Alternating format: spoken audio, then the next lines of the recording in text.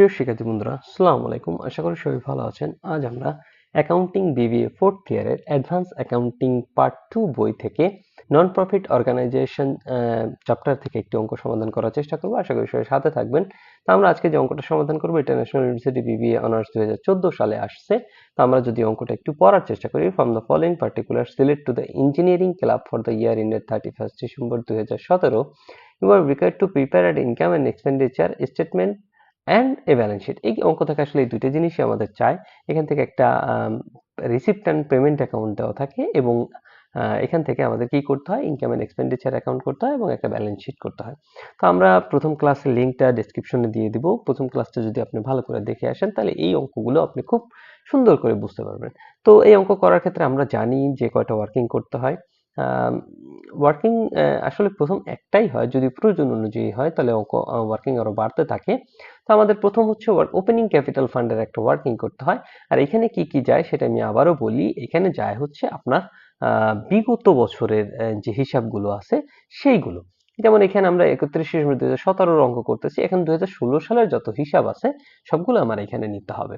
মানে opening capital মানে পিছনের বছরের সবগুলা, বা 2017 সালের 1 জানুয়ারির যে হিসাবগুলো সেইগুলো নিতে হবে। আশা করি বুঝতে পারছেন।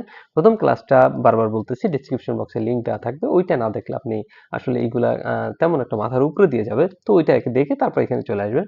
তো চলেন আমরা অঙ্ক শুরু করি। তো আমাদের কি করতে হবে, ওপেনিং ক্যাপিটাল ফান্ড করতে হবে। তো প্রথমে আমরা নিব হচ্ছে ওপেনিং অ্যাসেট। তো ওপেনিং অ্যাসেটের শুরুতে আমরা এই যে রিসিপ্ট অ্যান্ড পেমেন্ট অ্যাকাউন্ট, যে ব্যালেন্স লাস্ট ইয়ার, তা লাস্ট ইয়ার বলতে 2016 সালের, তাহলে কত, 2350 টাকা। তাহলে আমরা নিব ক্যাশ ইন হ্যান্ড 2350 টাকা। এবার আসি, দেখেন সাবস্ক্রিপশন মানে চাঁদার ক্ষেত্রে তিনটা দেওয়া আছে, একটা হচ্ছে এরিয়ার, একটা হচ্ছে কারেন্ট, একটা হচ্ছে অ্যাডভান্স। তাহলে এরিয়ারটা হচ্ছে পুরাতন বছরের মানে 2016 সালের, কারেন্ট হচ্ছে এই যে আমাদের চলতি বছর চলতেছে 2017 সালের, আর অ্যাডভান্স হচ্ছে সামনের বছরের মানে 2018 সালে। তাহলে আমরা কি বলেছি, আমরা বলেছি যে পিছনের বছর সবকিছু আমরা নিব। তাহলে পিছনের বছর যেহেতু এরিয়ার আছে তাহলে এটা 16 সালের, তাহলে এটাও নিতে হবে। তাহলে সাবস্ক্রিপশন ডিউ। এখন সাবস্ক্রিপশনটা আপনারা বলতে পারেন যে এটা আমরা সম্পদেই কেন নিচ্ছি, কারণ আমরা এখানে লিখেছি ওপেনিং আছে। এটা কেন নিচ্ছি, কারণ আমরা জানি আয় বকেয়া কি, সম্পদ। তাহলে আয় বকেয়া সম্পদ থাকলে পিছনের বছরের বকেয়া, তাহলে আমরা নিলাম সাবস্ক্রিপশন ডিউ কত টাকা, 50 টাকা। এরপর যদি দেখি আমরা নিচে যদি পড়ি, দ্য অ্যাসেট অ্যান্ড লাইবিলিটিস 1 জানুয়ারি 2017। তো আমি বলেছিলাম যে 1 জানুয়ারি 2017 অথবা 2016 সালের ব্যালেন্সগুলি আমাদের এখানে যাবে আগের বছরে।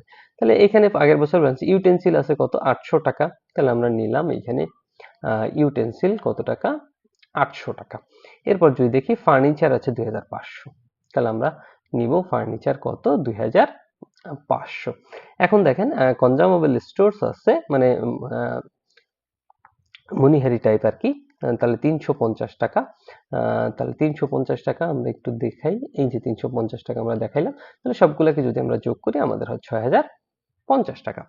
এখন এখান থেকে আমাদের কি বাদ যাবে, ওপেনিং লাইবিলিটি, যদি আমাদের কোনো লাইবিলিটিস থাকে তাহলে বাদ যাবে। তাহলে দেখেন এখানে আমরা যদি দেখি যে ক্রেডিটর্স, এই যে ক্রেডিটর্স আছে কত টাকা, 1200 টাকার ক্রেডিটর্স আছে। এটাও তো সেই 1 জানুয়ারির ব্যালেন্স।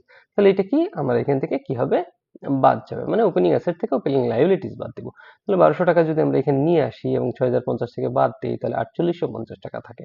তাহলে এটাই হচ্ছে আমাদের আসলে ওপেনিং ক্যাপিটাল ফান্ড, কত, 4850 টাকা। এখন এই অঙ্কে আরো কিছু ওয়ার্কিং একটাই হয়, কিন্তু এখানে কিছু আরো কিছু ওয়ার্কিং আছে। আমরা যদি একটু আপনাদের বুঝাইতে সমর্থ হই, তা আপনারা দেখেন যে এখানে ক্রেডিটর্স এর শুরুতে ব্যালেন্স ছিল কত, 1200, শুরুতে কত, 1200। এখন এই যে পেমেন্ট, পেমেন্ট মানে কি, আমি পরিশোধ করে দিয়েছি। ক্রেডিটর্স কত টাকা, 1000 টাকা। তাহলে কথা হচ্ছে আমি যদি আমার শুরুতে ব্যালেন্স ছিল কত, 1200, এবং আমি 1000 টাকা পরিশোধ করে দিয়ে দিছি, তাহলে আমাদের আসলে দেনা কত থাকবে, তাহলে দেনা থাকবে অবশ্যই 200 টাকা দেনা থাকবে মাত্র। কিন্তু আমরা যদি দেখি যে ক্রেডিটর্স এর এই যে 31 ডিসেম্বর 2017 কনজামেবল স্টোরের ব্যালেন্স আছে 600 এবং ক্রেডিটর্স এর ব্যালেন্স আছে 500। তার মানে এটা কিভাবে ঘটলো, তার মানে আমার ব্যালেন্স তো থাকার কথা 200 টাকা ছিল, কিন্তু এখানে ক্রেডিটর্স মানে পাওনাদার দেখতেছি 550 টাকা। তার মানে আমি আরো কিছু পণ্য বাকিতে কিনছি, আর এই বাকিতে কেনার কারণেই হচ্ছে আমার দায় আরো বেড়ে গেছে। তাহলে সেটা আমরা কিভাবে দেখাবো, ওয়ার্কিং এর মাধ্যমে দেখাবো। তো ক্রেডিটর্স একটা অ্যাকাউন্ট করব, তো আমাদের ক্রেডিটর্স অ্যাকাউন্ট, যেহেতু ক্রেডিটর্স পাওনাদার হিসাব, তাহলে ব্যালেন্স যদি আমরা বিডি লিখি বা ব্যালেন্স শুরুরটা লিখি, ব্যালেন্স তাহলে আমাদের কোন সাইডে হবে, ক্রেডিট সাইডে হবে। তাহলে আমরা ব্যালেন্স লিখলাম 1200 টাকা ব্যালেন্স বিডি, এই যে আমরা 1200 টাকা ব্যালেন্স বিডি লিখেছি। তাহলে আমরা এই যে ক্রেডিটর্স পরিশোধ করছি কত টাকা, 1000 টাকা, তাহলে আমরা 1000 টাকা এখান থেকে পরিশোধ করে দেই। এবং আমাদের ব্যালেন্স সিডি আছে কত, 550, তাহলে ব্যালেন্স সিডি 550, তাহলে 1000-550 কত হয়, 1550। আমরা যদি 1550 এই পেশে নিয়ে আসি, তাহলে আমাদের কম পড়ে কত, দেখেন 350 টাকা কম পড়ে। কারণ আমার তো খতিয়ান যদি এমনি করে দুই পাশে তো মিলতে হবে, কারণ ব্যালেন্স সিডি তো আমাদের দেওয়াই আছে। তাহলে দুই পাশ যদি আমাদের মিলাতে হয়, তাহলে আমাদের কি করতে হবে, কত টাকা আসে, 350 টাকা। তার মানে আমি বলেছিলাম কি, নতুন অবশ্যই বাকিতে কিছু কিনছি। তাহলে কি কিনেছি আমরা, ক্রেডিট পারচেজ কনজিউমাবল স্টোরস কিনেছি 350 টাকা। এই ওয়ার্কিংটা আমার করতে হবে। এরপর যদি আমরা 3 নম্বর ওয়ার্কিং করি, কনজিউমাবল স্টোরস এর জিনিসটাও একটু ঝামেলার আছে। যেমন আপনারা যদি দেখেন, কনজিউমাবল স্টোরের শুরুতে ব্যালেন্স কত, 350 টাকা। কত টাকা, 350 টাকা। এখন দেখেন যে কনজিউমাবল স্টোরের লাস্টে ব্যালেন্স আছে কত, 600 টাকা। তাহলে এটা কিভাবে হলো? কারণ তাহলে তো আমরা কিছু একটা তো কিনছি। কি কিনছি? এই যে এইমাত্র 350 টাকার কিনছি। তাহলে বছরের শুরুতে ছিল কত, 350। বছরের শুরুতে ছিল কত, 350। এই একটা ওয়ার্কিং করতে হবে।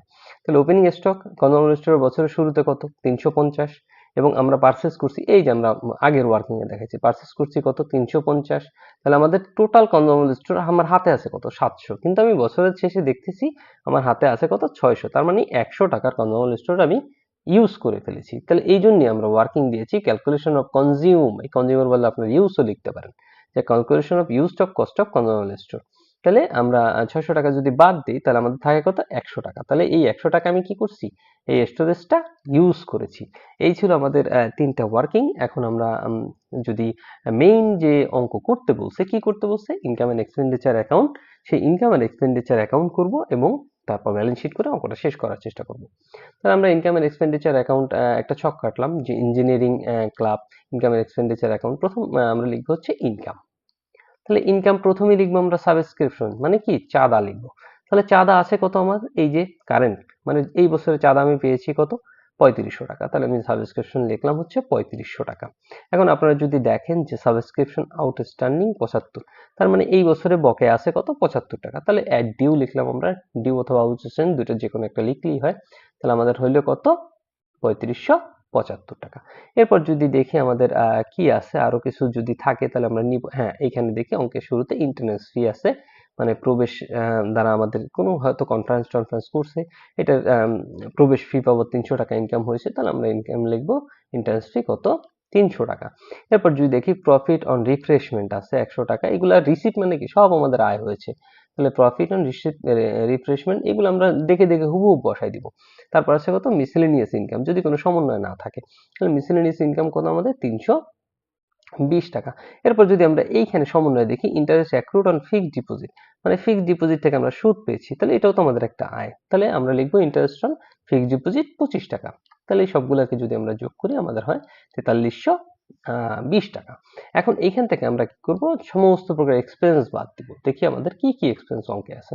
তাহলে প্রথমে আমরা দেখব স্যালারিজ আছে কত টাকা, 1200 টাকা, কোনো সমন্বয় নেই তাই সরাসরি বসাই দিব, স্যালারিজ 1200 টাকা। এরপর দেখবো আমরা কি আছে, ইলেকট্রিক চার্জ আছে কত টাকা, 120 টাকা। তাহলে আমরা ইলেকট্রিক চার্জ দেখাইলাম কত, 120 টাকা। তারপর দেখি যদি আদার এক্সপেন্স আছে কত, 525 টাকা। তাহলে আমরা আদার এক্সপেন্স দেখাবো কত, 525 টাকা।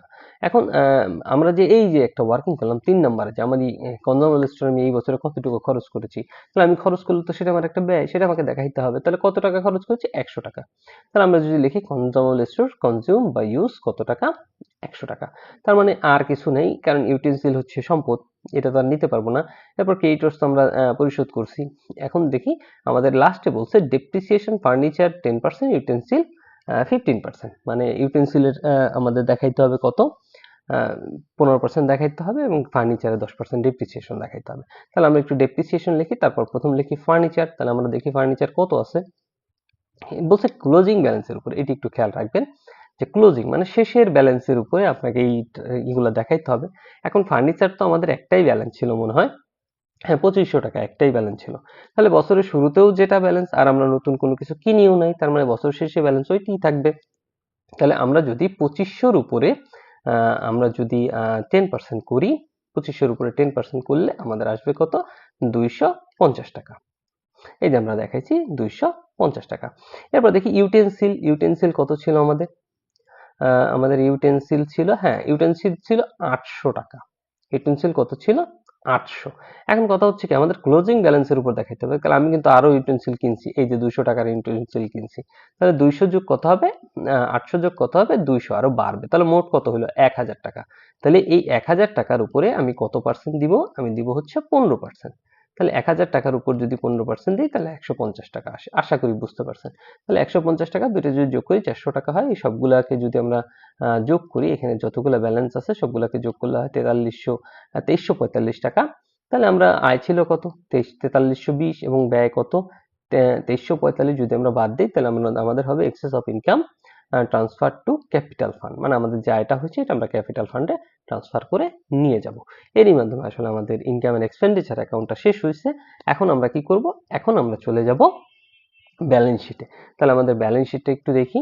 প্রিয় শিক্ষার্থী বন্ধুরা, ন্যাশনাল ইউনিভার্সিটির বিবিএ এমবিএ সকল সাবজেক্টের পরবর্তীতে আপডেট পেতে এই ভিডিওটিতে লাইক করুন, চ্যানেলটি সাবস্ক্রাইব করুন এবং বেল বাটনে ক্লিক করে রাখুন।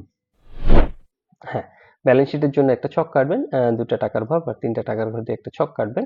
তাহলে আমরা ছক কাটলাম। তো প্রথমে আমরা নিব হচ্ছে অ্যাসেট। এখানে কিন্তু ক্লাসিফাইড করে নেওয়ার কোনো মানে হয় না। মানে আপনি একটা মানে সুন্দর করে বিভিন্নভাবে বহু ঘর দিয়ে ক্লাসিফাইড করে করলেন, সেটার দরকার নেই। ঠিক আছে? তো প্রথমে আমরা নিব cash in hand. Cash in hand মানে কি? নগদ সম্পদ। তো এটা আমরা কোথায় পাবো? আমরা যে রিসিপ্ট এন্ড পেমেন্ট অ্যাকাউন্ট আছে, এটা লাস্টের ব্যালেন্স। এই যে দেখেন, ব্যালেন্স 31/12/2017, বছরের শেষে যে ক্যাশটা থাকে 1150, এই 1150 টাকা নিয়েছি আমরা। এখন আমরা নিব কি? এখন দেখেন, আমরা সাবস্ক্রিপশন সমন্বয় ছিল যে এই বছরের বকেয়া ছিল 75 টাকা। তাহলে আমরা জানি চলতি বছরের বকেয়া, আয় বকেয়া কি হয়? সম্পদ। তাহলে সাবস্ক্রিপশন ডিউ আমরা নিব কত? 75 টাকা। এরপর আমরা ফিক্সড ডিপোজিট নিব। এই যে আমাদের পেমেন্টে দেখবেন আপনার ফিক্সড ডিপোজিট ছিল 2500 টাকা। ফিক্সড ডিপোজিট আমরা নতুন করে করেছি, কিন্তু ফিক্সড ডিপোজিট আমার একটা সম্পদ, কারণ ব্যাংকে আমার একটা টাকা থাকে। তাহলে ফিক্সড ডিপোজিট কত? 2500 টাকা। কিন্তু এর সাথে আবার আমরা ফিক্সড ডিপোজিট থেকে সুদ পেয়েছিলাম 25 টাকা। তাহলে সুদটাও যোগ করে নিই, কারণ এই সুদটা আমাদের একটা আয়। তাহলে 2525 টাকা হয়। এরপর আমরা যদি দেখি কনজামেবল স্টোরের যে বছরের শেষে ব্যালেন্স ছিল 600, এই যে 600, এটাও তো আমার একটা সম্পদ, কারণ বছর শেষে এই কনজামেবল স্টোর আমার হাতে রয়ে গেছে কত টাকা? 600 টাকা। এরপর যদি আমরা সম্পদ নিয়ে ইউটেনসিল দিয়ে শুরু করি, তাহলে ইউটেনসিল আমাদের বছরের শুরুতে ছিল 800, আমি নতুন কিনছি কত? 200, এই যে নতুন কিনছিলাম 200 টাকা, মোট ছিল 1000। এখান থেকে ডেপ্রিসিয়েশন আমরা বাদ দিব কত? 150 টাকা। এই যে আমরা 150 টাকার ডেপ্রিসিয়েশন নিয়েছিলাম। তাহলে 1000 থেকে 150 বাদ দিলে 850 হয়। তারপর আমরা নিব কি? ফার্নিচার। কোথায় ফার্নিচার ছিল? এই যে ফার্নিচার ছিল 2500 টাকা। তাহলে ফার্নিচারের তো ডেপ্রিসিয়েশন ছিল, এই যে 250 টাকা ডেপ্রিসিয়েশন ছিল। তাহলে আমরা ডেপ্রিসিয়েশন বাদ দিব। বাদ দেওয়ার পর আমাদের হয় 2250। তারপর আমরা অ্যাসেট সবগুলোকে যোগ দিব। তাহলে আমাদের টোটাল অ্যাসেট আসে কত? 7450। তাহলে আমরা লিখলাম লাইবিলিটিস এন্ড ক্যাপিটাল ফান্ড, কারণ অ্যাসেট তো করা শেষ। তাহলে আমরা শিরোনাম দিব লাইবিলিটিস এন্ড ক্যাপিটাল ফান্ড। প্রথমে আমরা নিব ক্রেডিটর্স। তাহলে ক্রেডিটর্স আমাদের ক্লোজিং ব্যালেন্স ছিল কত? 550 টাকা। কারণ আমরা জানি সমন্বয়ে আমাদের ক্লোজিং ব্যালেন্স যায় 550 টাকা। এখন দেখেন সাবস্ক্রিপশন। সাবস্ক্রিপশন এটা কিন্তু অ্যাডভান্স ছিল। এই যে এটা কি? অ্যাডভান্স 2018 সালে। তাহলে আমরা যদি আয় বকেয়া সম্পদ হিসেবে ধরে নিই, তাহলে এই সাবস্ক্রিপশন চাঁদা মানে আমার আয়। তাহলে এটা কি? আয় অগ্রিম। তাহলে আয় অগ্রিমটা কি? আয় অগ্রিম হচ্ছে দায়। তাহলে এই 75 টাকা আমার কোথায় যাবে? দায়ের সাইডে যাবে। তো সাবস্ক্রিপশন রিসিভড ইন অ্যাডভান্স, দায় হচ্ছে 75 টাকা। এরপর আমরা ক্যাপিটাল ফান্ড নিব। ক্যাপিটাল ফান্ড কোথায় পাবো আমরা ক্যাপিটাল ফান্ড? ক্যাপিটাল ফান্ড যেহেতু আমরা প্রথমে একটা ওয়ার্কিং করেছিলাম, এই যে আমরা একটা ওয়ার্কিং করেছিলাম, ক্যাপিটাল ফান্ডের আমাদের লাস্টে ব্যালেন্স ছিল 4850 টাকা। তাহলে আমরা ক্যাপিটাল ফান্ডের ব্যালেন্স নিলাম 4850, এবং এর সাথে কি যোগ হবে? ইনকাম যোগ হবে। এই যে আমরা access of income transfer to capital fund, কত টাকা? 1975 টাকা। তাহলে আমরা এখানে সারপ্লাস মানে অতিরিক্ত হয়েছিল। তাহলে এই দুটাকে যদি যোগ করি 6825 হয়, এবং এই সবগুলোকে যদি যোগ করি 7450 হয়। তাহলে উপরে আমাদের ব্যালেন্স হয়েছিল কত? 7450 অ্যাসেট, এবং টোটাল লাইবিলিটিস আমার কত? 7450। তার মানে আমাদের অঙ্ক সঠিক আছে, অঙ্ক মিলে গেছে। তাহলে এই ছিল অঙ্কের সমাধান। আশা করি বুঝতে পারছেন। যদি কোনো প্রশ্ন থাকে অবশ্যই কমেন্ট বক্সে কমেন্ট করতে ভুলবেন না। আমার যথাসাধ্য আমি বোঝানোর চেষ্টা করেছি। আর ডেসক্রিপশন বক্স অবশ্যই চেক করুন, এবং চ্যানেলটা সাবস্ক্রাইব করতে কখনোই ভুলবেন না। তো ভালো থাকবেন সবাই। আগামী ক্লাসের জন্য অগ্রিম শুভকামনা রইল। আসসালামু আলাইকুম।